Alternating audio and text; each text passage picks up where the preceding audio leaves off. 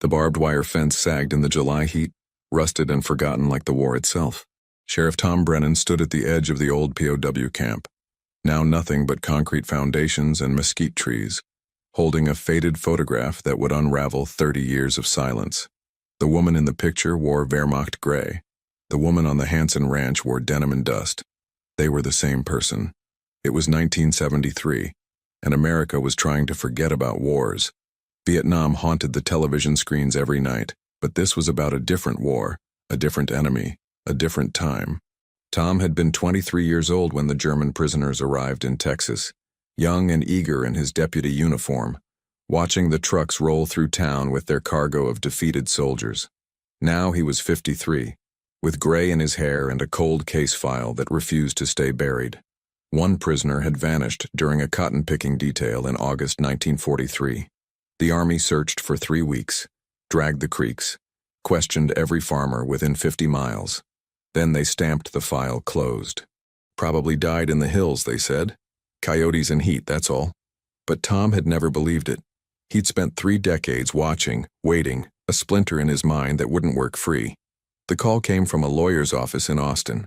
Estate settlement, routine background check, something about a birth certificate that didn't match up. The lawyer was apologetic, probably nothing, but wasn't there an old case about a missing German prisoner? The name was different now. Lena Hansen, not Lena Hoffman.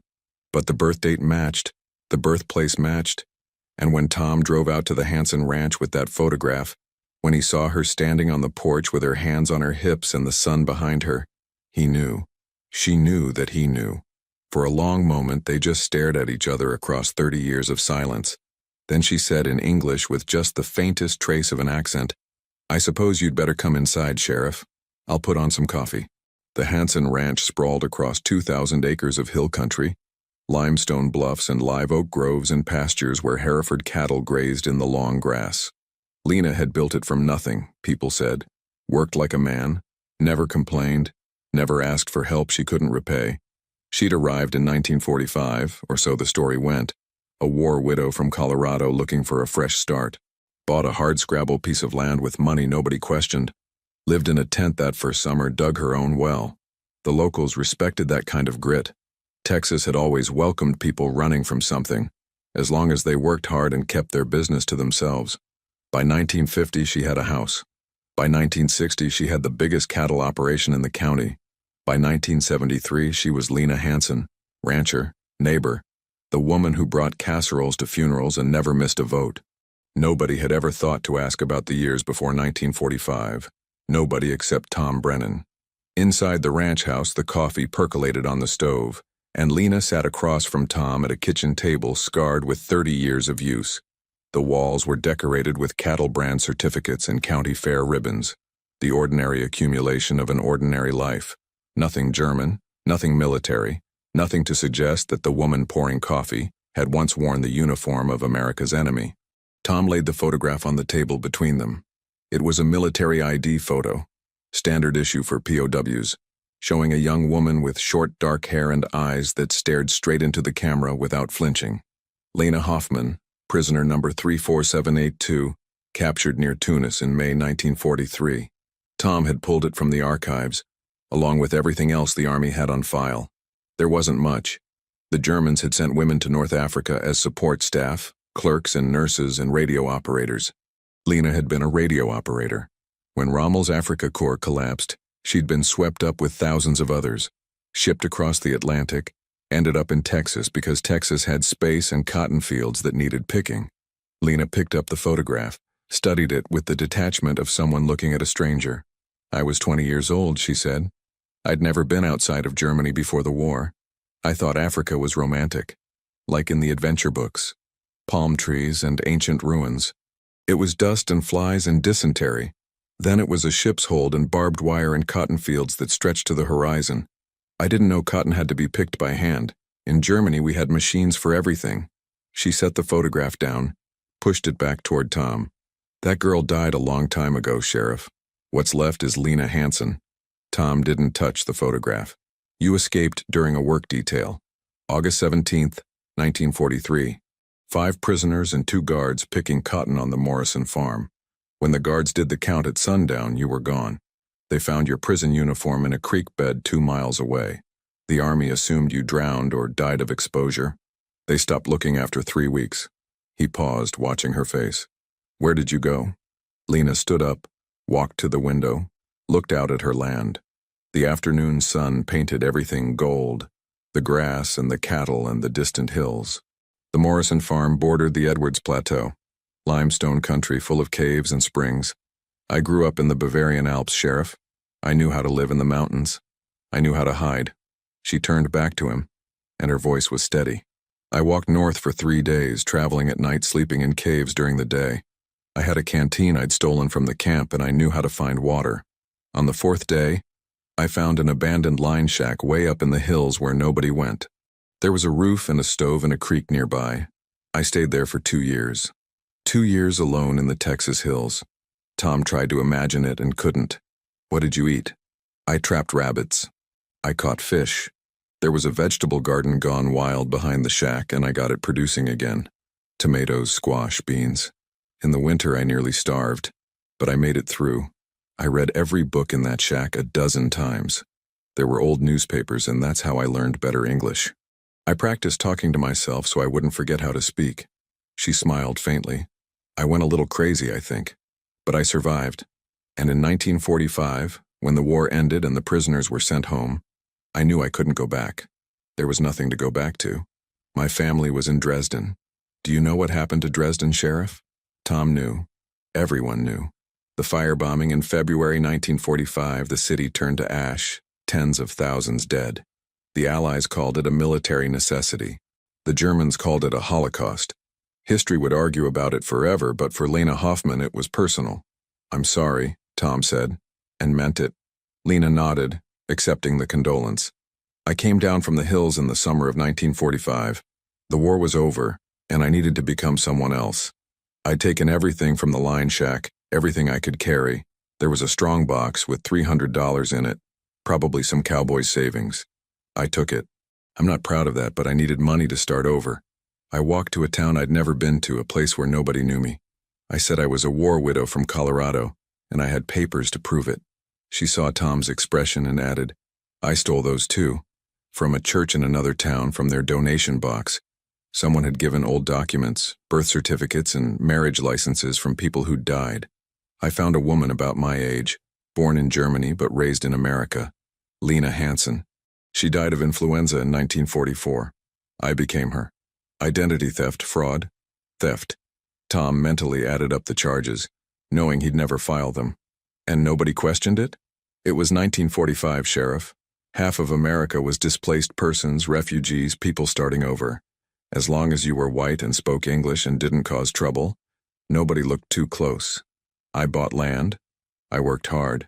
I became American. Not the America I'd been taught to hate during the war, but the real America. The America that judges you by what you do, not where you're from. She sat back down at the table, met his eyes. I know I broke the law.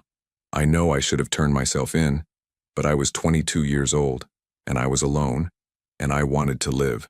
That's not a justification, it's just the truth.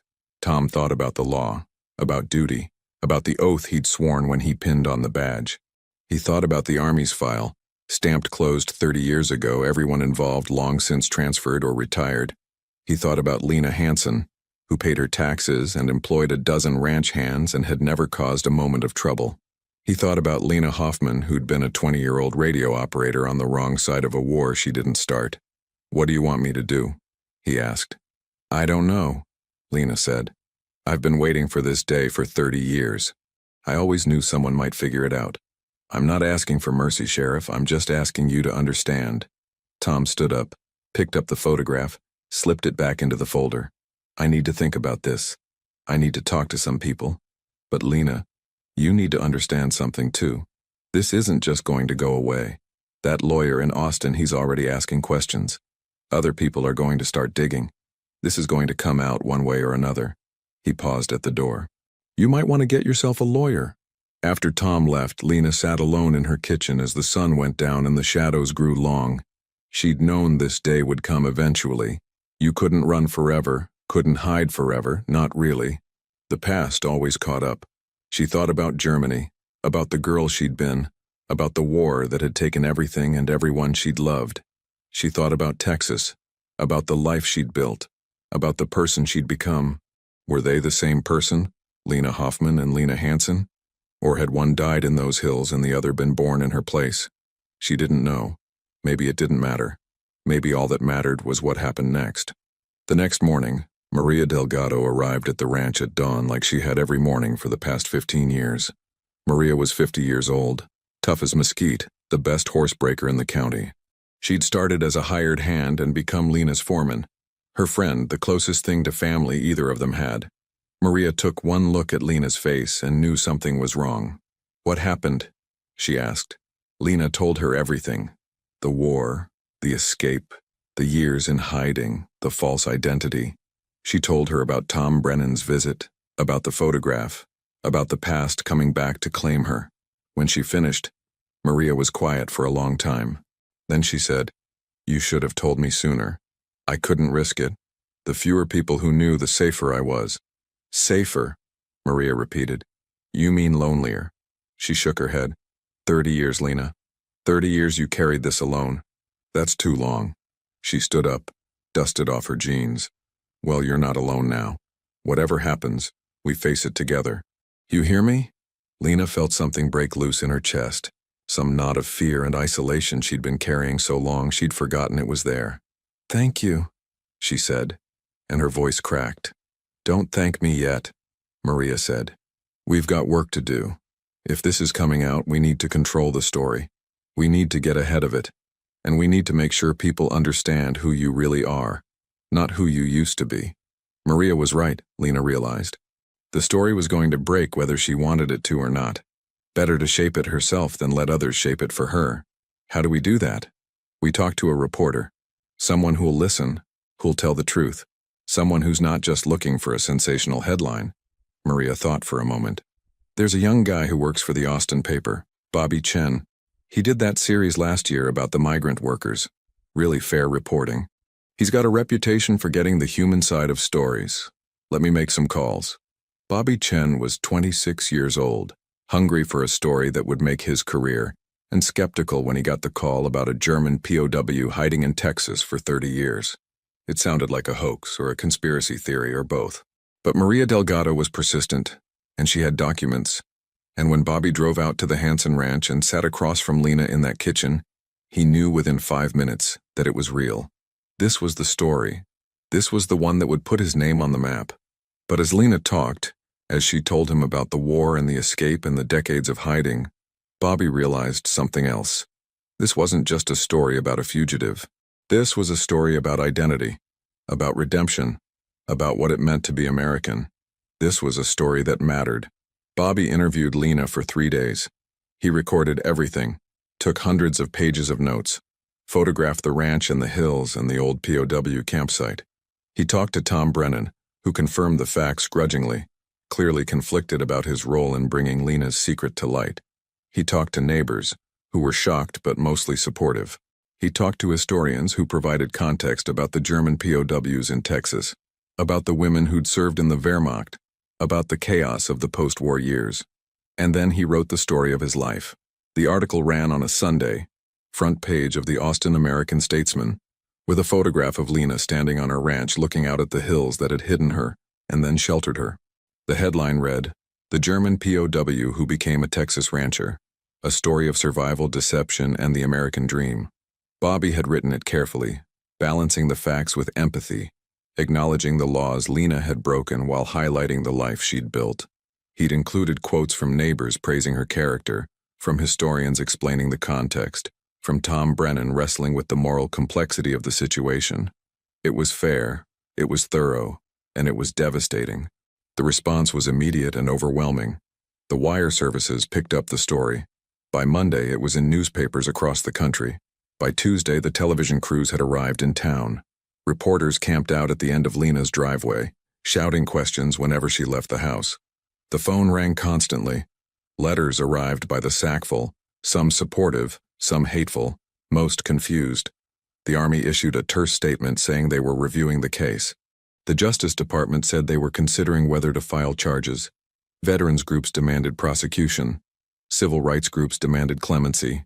Everyone had an opinion, and nobody knew what would happen next. Through it all, Lena stayed on her ranch, working her cattle, refusing most interview requests, trying to maintain some semblance of normalcy.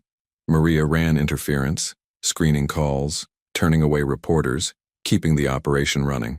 Tom Brennan found himself in the uncomfortable position of being both the man who'd exposed Lena and the man most sympathetic to her situation. He gave one interview to Bobby Chen in which he said, "I don't know what the right answer is here. I know what the law says. I know what my duty is. But I also know that Lena Hansen has been a model citizen for 30 years. She's contributed to this community, employed people, paid her taxes, harmed no one. At what point does the statute of limitations on the past expire? At what point do we judge people by who they are now, not who they were then? I don't have those answers. I wish I did." The legal questions were thorny. Lena had technically been a prisoner of war, and escaping from a POW camp was a violation of military law. But the war had ended 28 years ago, and most of the relevant statutes had expired. The identity fraud was more serious, but even there, the laws were murky.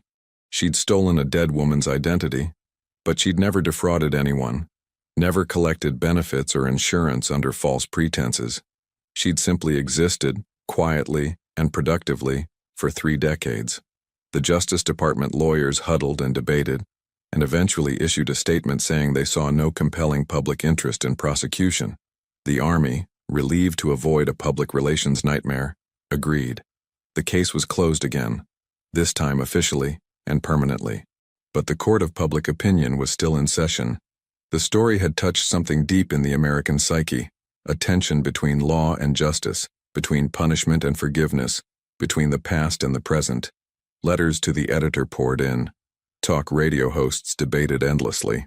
Some people saw Lena as a criminal who'd evaded justice for 30 years. Others saw her as a refugee who'd escaped tyranny and built a new life through hard work and determination. Still others saw her as a symbol of the moral ambiguity of war, of the fact that the enemy wore a human face, that soldiers were people with families and dreams and fears, just like everyone else. The debate raged for weeks, and through it all, Lena said nothing publicly. She'd told her story to Bobby Chen, and that was enough.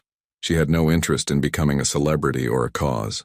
She just wanted to go back to her life, to her ranch, to the quiet anonymity she'd built so carefully over 3 decades.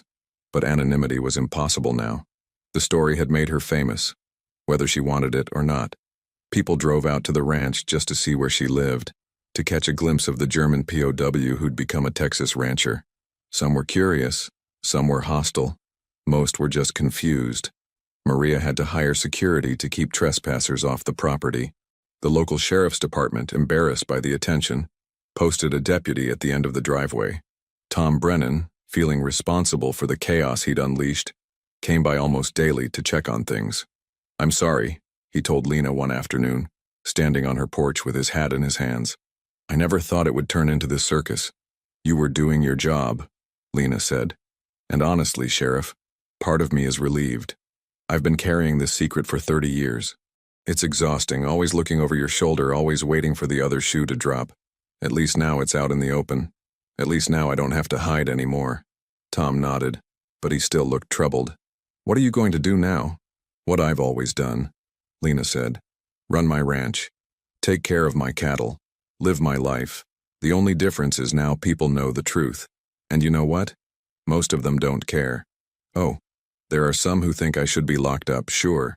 But most people, they just see a 70-year-old woman who's worked hard and paid her dues. The war was a long time ago, Sheriff. Most folks are ready to let it stay in the past." She was right, Tom realized. The initial furor was already dying down. The television crews had moved on to other stories. The protesters had gone home. Life in the small Texas town was returning to normal, or as normal as it could be with a former German POW living in their midst. People still stared when Lena came into town, still whispered when she walked past, but they also nodded hello and held doors open and asked about her cattle. She was still Lena Hansen, their neighbor, even if they now knew she'd once been someone else. The one person who couldn't let it go was Colonel William Hayes, or rather, his son. William Hayes Jr. had been 10 years old when his father commanded the POW camp, and he'd grown up hearing stories about the war, about duty and honor and the importance of following orders. When he read Bobby Chen's article, he was furious. His father had died believing that prisoner had drowned, had carried that failure to his grave, and now it turned out she'd been alive all along, living free while his father tortured himself over losing a prisoner on his watch. It wasn't right. It wasn't justice. William Hayes Jr., now a lawyer in Dallas, decided to do something about it. He filed a civil lawsuit against Lena, claiming that her escape and subsequent identity fraud had caused his father emotional distress and damaged his military career. It was a long shot legally, and most lawyers told him so, but Hayes was determined. He wanted his day in court. He wanted Lena to be held accountable, if not criminally, then at least financially. The lawsuit made headlines, reigniting the debate about Lena's past. The trial was set for the following spring, and suddenly everyone had an opinion again about what should happen to the German POW who'd hidden in Texas for 30 years. Lena hired a lawyer, a sharp young woman from Austin named Rebecca Stern, whose grandparents had fled Nazi Germany in 1938. Rebecca saw the case as a chance to make a statement about redemption and second chances, about the difference between the letter of the law and the spirit of justice.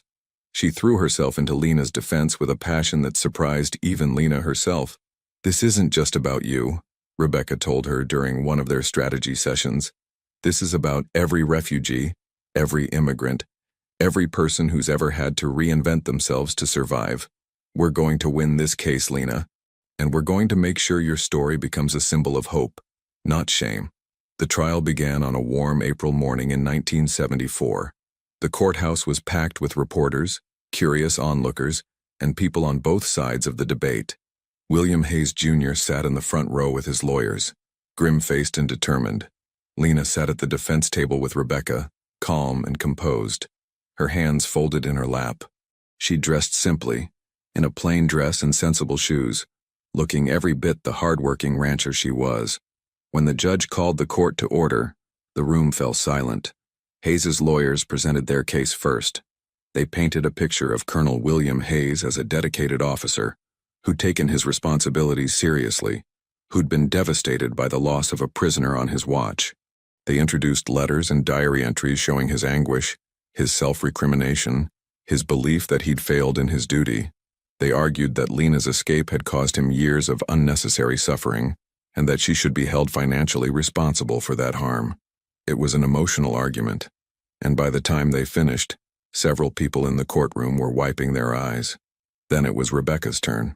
She stood up, walked to the center of the courtroom, and looked at the jury. "Ladies and gentlemen," she said, "this case is not about Colonel Hayes. I don't mean to diminish his suffering, but the truth is he was a soldier doing his job in wartime. Prisoners escape. It happens. It's unfortunate, but it's not a tragedy. The real tragedy is what happened to Lena Hoffman." She turned to Lena, gestured for her to stand. This woman was 20 years old when the war ended. 20 years old, and everyone she'd ever loved was dead. Her parents, her siblings, her friends, all killed in the firebombing of Dresden. She had nothing to go back to, no home, no family, no future. She was alone in a foreign country, facing deportation to a Germany that no longer existed. So she did what any of us would do in her situation. She survived. She adapted. She built a new life. Rebecca walked back to the defense table, picked up a stack of documents. "Over the next few days, we're going to show you exactly what kind of life Lena Hansen built. We're going to introduce testimony from her employees, her neighbors, her friends. We're going to show you tax records proving she's paid every cent she's owed to this country. We're going to show you charitable donations, community service, a lifetime of good citizenship. And then we're going to ask you a simple question. Does this woman, who has contributed so much to her community and her country, deserve to be punished for choices she made as a desperate 20-year-old refugee? I think you'll agree the answer is no." The trial lasted 2 weeks. Rebecca called witness after witness, each one testifying to Lena's character, her work ethic, her contributions to the community. Maria Delgado took the stand and talked about Lena's loyalty and generosity, how she'd given Maria a chance when nobody else would, how she'd built a ranch that employed dozens of people and supported local businesses. Tom Brennan testified about his own conflicted feelings, his belief that justice wasn't always black and white. Even some of Lena's former employees from the POW camp testified, old men now, saying she'd been a good worker, never caused trouble, just wanted to get through the war and go home. Hayes's lawyers tried to counter with their own witnesses, but their case was weak. They couldn't prove that Lena's escape had directly caused Colonel Hayes's emotional distress, couldn't show that his career had suffered because of it. The more they pushed, the more sympathetic Lena became. By the end of the trial, even the judge seemed to be on her side. The jury deliberated for less than 4 hours. When they returned, the foreman stood and read the verdict. "We find in favor of the defendant, Lena Hansen." The courtroom erupted in applause. William Hayes Jr. sat frozen in his seat, his face pale with shock and anger. Lena closed her eyes, let out a breath she'd been holding for weeks. Rebecca squeezed her hand. "It's over," she whispered. "You're free." But it wasn't quite over. As Lena and Rebecca left the courthouse, they were mobbed by reporters shouting questions. Lena had avoided the press throughout the trial, but now, standing on the courthouse steps with the verdict behind her, she decided it was time to speak. She raised her hand and the crowd quieted. "I want to say something," she began, her voice steady despite the cameras and microphones thrust in her face. "I want to thank the jury for their verdict, and I want to thank everyone who supported me through this ordeal. But I also want to acknowledge that what I did was wrong. I broke the law. I stole someone's identity. I lived a lie for 30 years. Those are facts, and I'm not going to pretend otherwise." She paused, gathered her thoughts. "But I also want people to understand why I did it. I was a refugee, alone and afraid, with nowhere to go and no one to turn to. I made choices that allowed me to survive, to build a life, to become the person I am today. Were they the right choices? I don't know, but they were the only choices I had at the time. And I hope, that most people can understand that." A reporter shouted a question. "Do you regret what you did?" Lena considered this. "I regret the pain I caused to people like Colonel Hayes, who took their duties seriously and suffered when I escaped. I regret the deception, the lies I had to tell to maintain my new identity. But do I regret surviving? Do I regret building a life here in Texas, contributing to my community, becoming an American? No, I don't regret that, and I won't apologize for it." Another reporter. "What will you do now?" Lena smiled faintly. "What I've always done. Go back to my ranch, take care of my cattle, live my life. I'm 70 years old. I don't have time for drama or controversy. I just want to spend whatever years I have left in peace, doing the work I love, with the people I care about." And that's exactly what she did. Lena returned to her ranch, and slowly, gradually, the attention faded. The reporters moved on to other stories. The protesters found other causes. Life returned to normal, or as normal as it could be for a woman who'd lived 2 lives. She continued to run her ranch with Maria's help, continued to be a fixture in the community, continued to be Lena Hansen. The past was no longer a secret, but it was still the past. What mattered was the present and the future. Tom Brennan visited her one last time a few months after the trial. They sat on her porch drinking iced tea and watching the sunset paint the hills gold and orange. "I've been thinking," Tom said, "about what you said on the courthouse steps, about making the only choices you had at the time. I think that's true for all of us, isn't it? We do the best we can with what we have, and we hope it's enough. That's all any of us can do." Lena agreed. "I'm retiring next month," Tom said. 40 years in law enforcement, and I still don't have all the answers. But I've learned one thing. The law is important, but it's not everything. Sometimes justice means following the rules, and sometimes it means knowing when to bend them.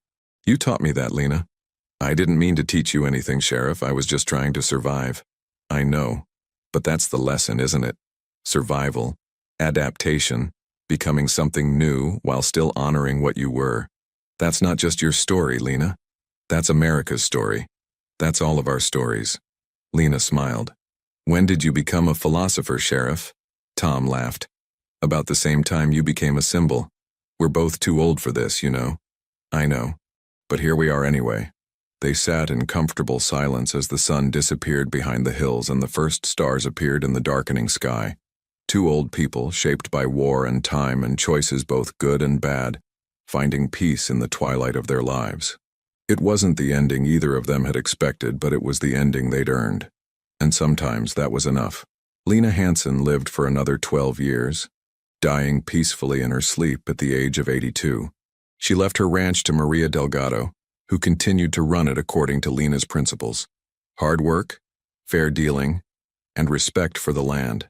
The story of the German POW who became a Texas rancher faded into local legend, told and retold until fact and fiction blurred together. But the truth remained, preserved in court records and newspaper archives and the memories of those who'd known her. Lena Hoffman had become Lena Hansen, and in doing so she'd become something more, a testament to the human capacity for reinvention, for redemption, for hope in the face of impossible odds. She'd survived a war, escaped captivity, built a life from nothing, and in the end she'd won not just her freedom but her right to be judged not by her past, but by the person she'd chosen to become. That was her legacy, and it endured long after she was gone. If you found this story compelling, make sure to subscribe to the channel, hit that like button and leave a comment sharing your thoughts on Lena's incredible journey. What would you have done in her situation? Let us know below.